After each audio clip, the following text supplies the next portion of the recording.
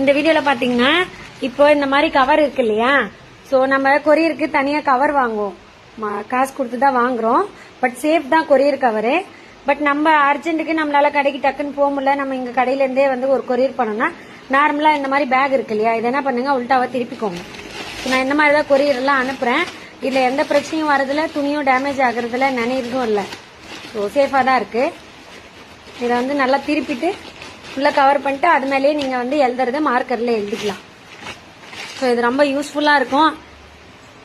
இந்த மாதிரி துணியை போட்டுட்டு நீங்க டேப் கூட டேப் பண்ண வேணாம், எதுவும் நீங்க வந்து ஸ்டிச் போட்டுக்கலாம். நம்ம மிஷின்லயே ஒரு டம்மி ஸ்டிச் போட்டுக்கிட்டீங்கன்னா துணி வெளியே எதுவுமே வராது. நார்மலா இப்படி ஸ்டிச் போட்டுக்கோங்க.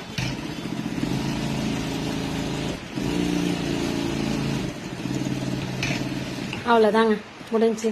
இதுல அழகா நீங்க வந்து அப்படியே கவர் எப்படி வச்சு இதுலயே நீங்க வந்து பேரெல்லாம் எழுதி ஸோ கொரியர் பண்ணிக்கலாம். ரொம்ப ஈஸியா இருக்கும். இப்போ 2 கொரியர் அதுக்கு தான் நான் ரெடி பண்ணியிருக்கேன். டைம் வேற எல்லாம் மணி 8 ஆயிடுச்சு.